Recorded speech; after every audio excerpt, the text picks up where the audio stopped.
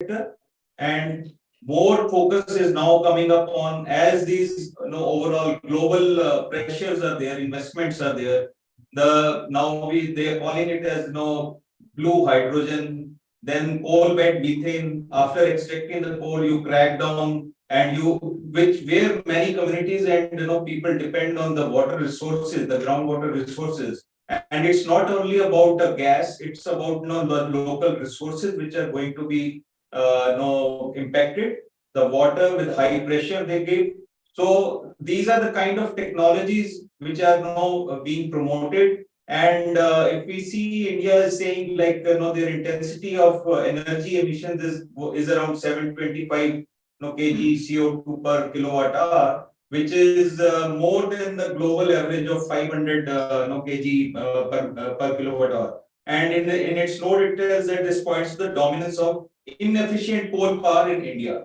So it leads this situation, the text as it exists today, it leads us to say the inefficiencies in coal sector. So the coal washeries, how we can clean coal, that is going to be promoted, and the more such technologies are going to come to the fore, which are actually keeping the carbon around. Like no, we are getting locked down in the same fossil fuel economy, and these are the solutions which are not going to resolve the whole situation. Rather than that, one has to transform look very quickly towards the renewable energy sector. And for that, India, I'm looking at the progress. It has moved very slow till so far. It's 95 gigawatt hour. Till 2030, they are saying like 480 gigawatt hour and 50% of the energy from the renewables. But looking at the past performance, it's going to be slippage of the time. So more focus on direct how the negotiation go. The countries are thus going to be getting direction from that. I think we should not fall into the trap of this fossil fuel rationalization of inefficient subsidies, which again means putting the again the money into the dirty energy. Where in Glasgow it was talked about the dirty energy, but again we are limiting it to coal and leaving oil and gas away, which is again a upcoming sector in India and in many other countries also. So all this I think is putting us again in the trap, and nothing concrete looks and no promising thing has come so far. So we hope that something over the next few days may be acceptable to a limit which tends to lessen the emissions, promote good technologies, phase out of the fossil fuel economy, which will trigger the actions in different countries. Thanks for having the patient. Thank you, Nishan. And now I turn over the floor to Wanun Perpibol, our colleague from Thailand. Hello, everyone. Thank you for having me here. As Lily mentioned, 1.5 is our list of our demand. So that is the acceptable level of temperature. And here at this COP27, 1.5 is alive. It is alive in such a sense that everyone is talking about 1.5. But what they are talking about 1.5 is a lot of missing gaps. The first one is more on how we going to achieve or to stay below 1.5 without finance. And what about in terms of adaptation and the loss and damage?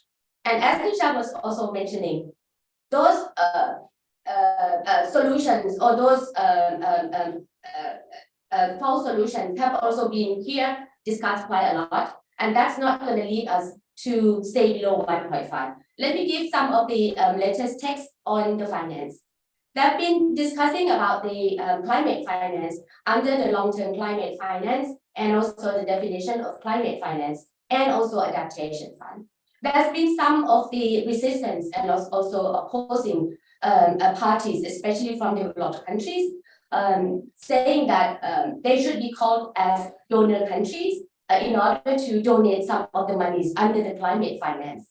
And that, if you're knowing some of the articles within the UNCCC and also the Paris Agreement, delivering climate finance is the obligation. It's not a donation or donating money from developed countries. So we are here to monitor and to demand that the climate finance, they have to deliver under the obligation. And one of the figures of the climate finance, 100 billion, which hasn't been delivered. And we have seen attempts in the text that developed countries are trying to mobilize and also to engage the private sector and the market into providing the climate finance rather than meeting their obligations on delivering the climate finance under that obligations. And then now we've seen that private sector money would also be engaged in providing the money for the adaptation fund.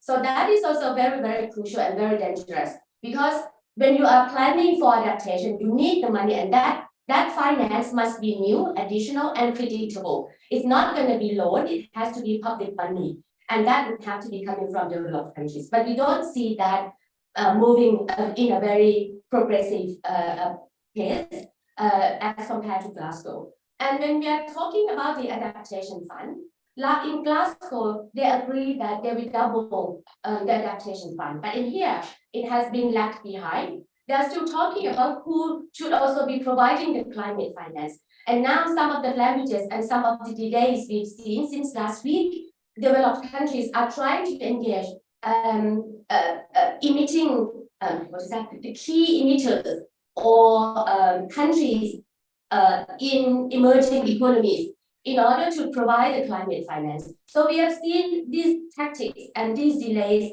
trying to engage key developing countries who are in the advanced economies to take the responsibilities as well, despite the fact that the convention and the Paris Agreement made it clear that delivery of climate finance is the obligation of developed countries because of their historical emissions and the common but differentiated responsibilities. So we've seen that the finance is not delivered. 100 billion is not delivered as promised.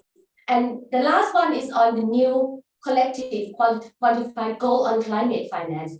Developed countries don't really want to start talking about the new finance goal. Imagine when we agree on 100 billion, that is a political figure. But right now, developing countries and us here are demanding that the new finance goal would have to be need-based finance, not just only the political. And it has been trillions of trillions that would be needing for developing countries to do a rapid, just and equitable transition to renewable energies and decentralized energy systems for the people. But now we don't see that the delivery or even the text that would ensure that we will have the finance that developing countries and the global south needed. Thank you. Yes, it's very important to emphasize, as Manu said, $100 billion a year, which is the promise over 10 years ago. They have not reached, but even this is a ridiculously low figure because the needs for mitigation, adaptation, and loss and damage is really more than 2 trillion a year at the very low estimate. And that is what we are demanding, that they have a full delivery of this climate finance. Of course, one other issue here and a clamor here is the establishment of a separate loss and damage fund. And this is an issue because until now, there is no climate finance response to loss and damage. This is because the US at the Paris talks in 2015 insisted that in the decision text, it should include that there should be no compensation for loss and damage, no kind of responsibility will be recognized for loss and damage or liability. And they said, if you don't put that in the decision text, we will not approve or adopt the Paris Agreement. So the whole COP was blackmailed in 2015 into adopting that in the decision text. So we're fighting to reverse that alongside many developing countries. And now the specific clamor is that there should be a separate fund established for loss and damage. And it is still a big fight because the US is obstructing this proposal. The EU is offering what they believe, what they are offering as a compromise, but it's still not good enough because it still doesn't assure the establishment of such a loss and damage fund. And now they're also insisting, as one mentioned, that some developing countries should also contribute to climate finance, which is totally against what is being said in the convention. Now we're going to move over to our colleagues from other countries in Asia in order to give their take and their reaction, their perspective on what's happening in the negotiations. So we call on Edo Rahman first, our colleague from Indonesia. Thank you, Lee. Thank you to all of the journalists who were attending this press conference. Yeah, I want to share in Indonesia a condition right now. When the COP27, our government mentioned in the opening, our government mentioned enhance NDC Indonesia is the one of real step to lead by example in the world. But unfortunately, Indonesia not including in the big four country who stronger ambitious for NDC target. And yeah, I want to share a little bit data from Indonesia. Yeah, until now, Indonesia government, Ministry of Energy and Mineral Resources, until this years, our government have target for coal production until 663 million in this year. And yeah, until early October, our government already productions coal in Indonesia during around 497 million ton. And yeah, in the production monthly between 50 until 52 million tons. Yeah, I think this data, coal will remain a significant need for export and domestic use. Yeah, as you know, Indonesia until now still using too many coal power plant and also targeting for export to the several countries. Yeah, and Indonesia people will continue to be victims, of course, for the impact.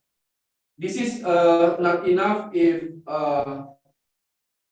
we use mitigation or adaptation approach.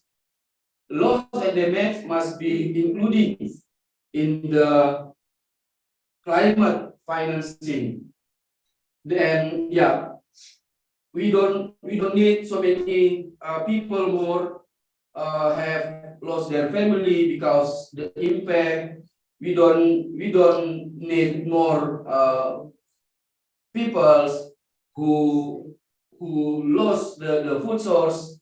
And yeah, we must not enough if only Indonesian CSO for voicing to against coal power plant in Indonesia. We need more support from others CSO from other countries, and also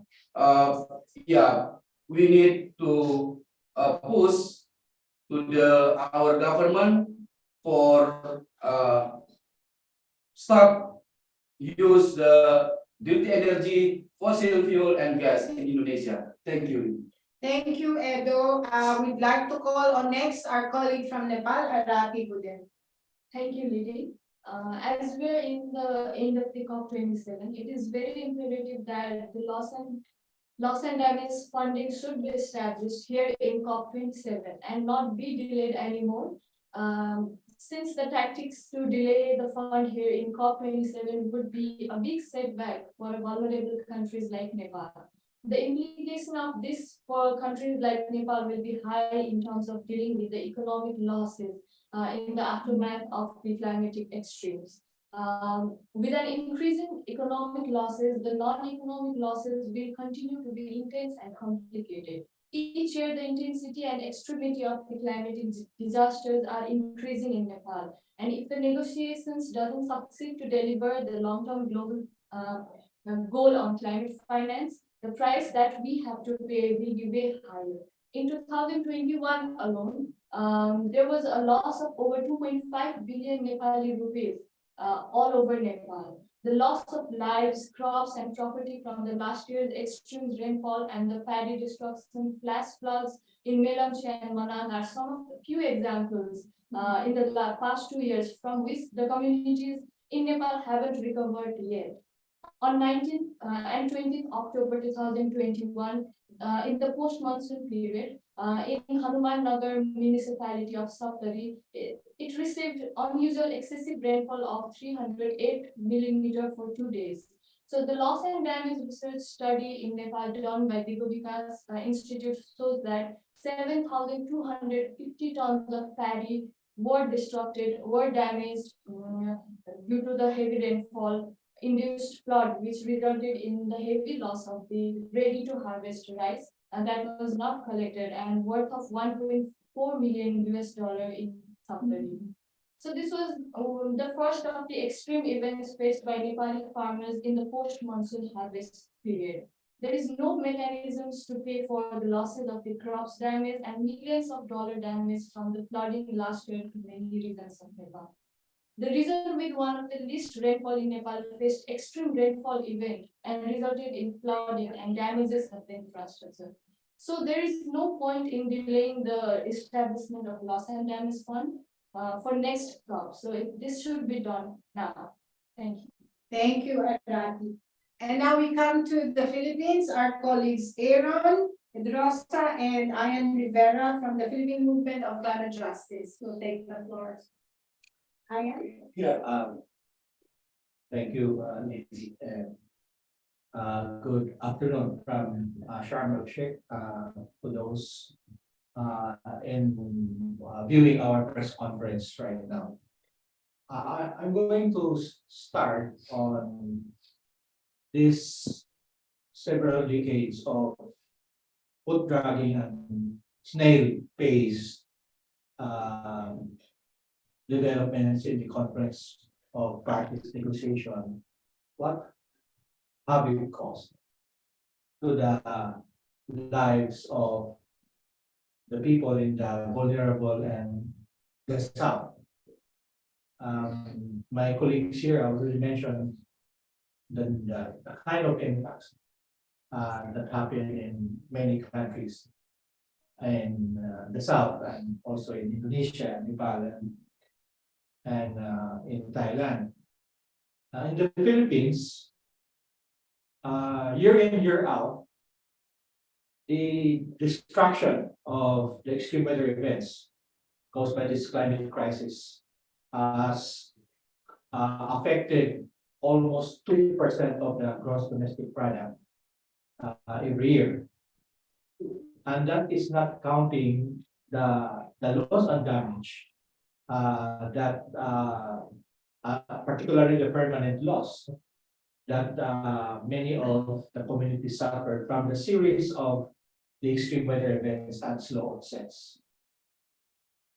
There's no urgency of these leaders now in this negotiation as also being what is happening in the previous conference of parties. There's no urgency, and the peoples of the South always end up with a kind of text that will not deliver us from what is being required for the 1.5. So what is important and central is the call for a rapid, just, an equitable energy transition with the necessary finance.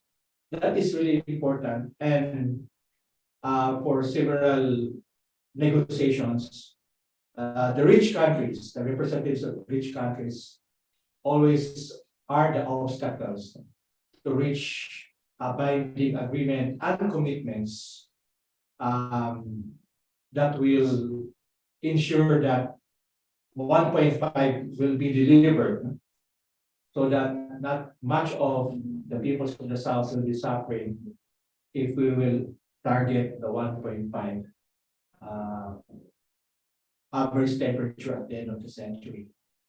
So it's very alarming because of this foot dragging of the mini leaders, and what we are talking is an ambitious and a very ambitious action that should happen within now and 2030. This is the most important and crucial point, that if the 1.5, the finance and the energy transition that is being required within now and 2030 will not be delivered, then there's really no future that we will be talking with this kind of leadership and government's attitude in dealing with the crisis and in dealing with the lives of the vulnerable peoples and the peoples of the South. Thank you, Aaron. Good afternoon from Sharm.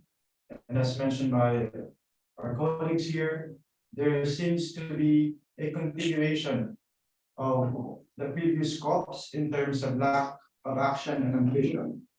Looking at the draft text, what they call the non-paper draft of the draft, which we will be reading perhaps tomorrow or the next day, there seems to be a retreat from what were gained in COP26, in that the focus now is on just and goal, when we've already reached milestone in terms of also identifying dirty energy. I wish to also add that on the provision on energy, on that paragraph on energy, there is no unequivocal mentions and clarity as to covering intermediated finance, or finance coming from corporations who are funding fossil projects in our countries, in the Philippines, in Indonesia, in Vietnam, etc. And the language of the text still includes market-based mechanisms. So it is business as usual, it seems, even as there is now urgency to respond to the climate crisis. And the ministerial declaration on loss and damage is sorely lacking in that it does not include statement on finance. Without finance, the plans, the commitments here remain commitments and plans on paper.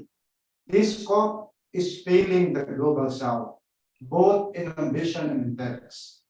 There is global consensus on the 1.5 that was mentioned, on the climate crisis, but there seems to be no consensus on how to move forward, on the actions that should be undertaken, that to underscore the urgency to respond and address the impacts of the climate crisis, mainly because of the developed countries putting a brake on the momentum from COP26. For the Philippines, this means expansion of LNG projects. Right now, we are looking at almost 30 gigawatts of gas projects in the pipeline. That is on top of 30 coal plants. And this is just the Philippines. In Southeast Asia, you're looking at the rapid expansion of fossil projects. And this is in total denial of the climate science now. If you look at the IPCC report, 2025, we should have peaked in terms of greenhouse gas emissions, but we're doing the reverse to that. And what does it mean to countries like the Philippines? It spells disasters for countries like the Philippines, who in 2030, by our own estimates, 74 million Filipinos will be affected by sea level rise. That is more than 60% of our population by then. That means if they have the language of unabated emissions, that means unabated weather extremes and slow onset impacts. They are already happening now. Ian mentioned 2% of the gross domestic product being lost because of the climate crisis. It requires another 2% of our gross domestic product to address the impacts before rehabilitation, so on and so forth. So without concrete actions, clearly COP27 is bound to be another failure. Thank you, Aaron. And now we call on our last speaker, who is no longer here in Sharm el Sheikh, but he spent more than a week with us. And he is now back in Lahore. We'd like to call on Farouk to give his perspectives and implications of what's happening at COP27. Thank you, Farouk. Thank you, Lady, and good evening, my friends from the press. I just arrived this afternoon from Sharm el Sheikh. It seems that this COP is more of a greenwash rather than a real outcome for the developing country. I totally agree with RT was saying about the loss and damages for Nepal. That is even more the case in Pakistan. Pakistan has been in focus, but no concrete steps so far has been seen to compensate the loss and damage which Pakistan has occurred at this time after devastating rains and floods. And also we see that while the oil is becoming more expensive in international market, and that gives us more of a chance, more of to learn from the experience that we should not spend more on oil, but we should move towards renewable energy, and we should get rid of fossil fuels instead of going towards no fossil fuel. This COP seems to be going backward, and I agree with Lady when she said that we are not even at that place where we were at Glasgow 2 years before. And although a lot of protests have taken place at Sharm el Sheikh, a lot of hue and cry has been made, but our ruler seems deaf and dumb. They don't listen to us. They don't listen to the people. They must listen what ordinary people have to say, what activists have to say, how they have been able to make to Sharm el Sheikh to let them know the feelings. But here we see a very little mention of fossil fuel, ending of fossil fuel. Also, the reliance of coal is growing instead of doing away with it. And that is also the case in Pakistan. So we demand a total end of fossil usage of fossil fuel for energy production. We want loss and damage to be announced in this COP rather than in the waiting list. And this COP must deliver. This COP should not be a talking club of the rulers where they come every 2 years and talk to each other. They should produce some productive results for the lives of the millions and billions of people who are looking at this COP and thinking that the world which has a more global warming, this COP might do something, but seems our rulers are not listening. But we are here to talk again and again. We will not give up. We will not go away. We will be there, and we will raise our voices for total end of fossil fuel, for abolition of debt, and for loss and damages to be paid at this COP. Thank you. Thank you, Farouk. And now we're opening the floor to questions from the media and other audience, even from our colleagues who are not here in Sharm. There is this first question that I'm going to read out, and some of us will respond to. Question from media. We were under the impression that an African COP would promote interests of developing countries like those in the global south, but now you're saying because the text doesn't include the term fossil fuels, it's actually backtracking. What do you attribute this to, and what happened? So I'd like to maybe give up an initial response and others can add if you wish. Well, first of all, I think it's the natural tendency of the rich countries to try to backtrack. They were placed, because of also the high pressure in Glasgow, they were placed in a position where there's a lot of clamor for a fossil fuel phase out, which was later changed to fossil fuel phase down, to be mentioned in the Glasgow COP.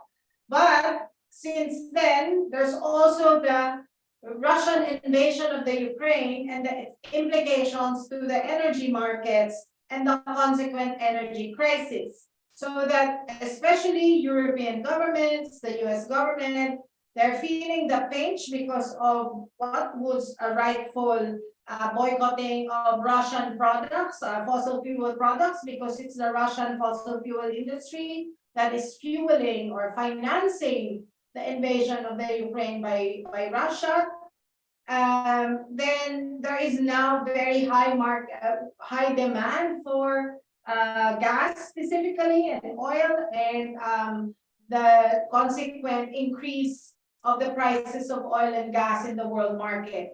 But as we are saying, the response should be a rapid acceleration of renewable energy, because as long as the world is very reliant on fossil fuels, which have very volatile prices in the world market, fossil fuels for which many countries are importing, so therefore are subject to the vagaries of world market prices of gas and oil.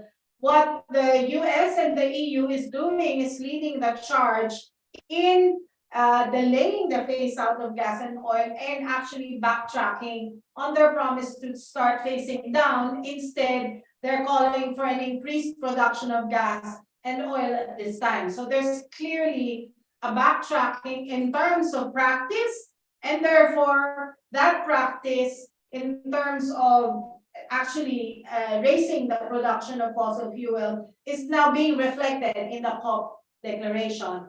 There, of course, they cannot actively call for the phase out of oil, gas, and coal, while they're asking for an increase of production in gas and oil, and therefore now they're just limiting the text to a reference to coal. So this is one of the political economy realities that are behind this backtracking.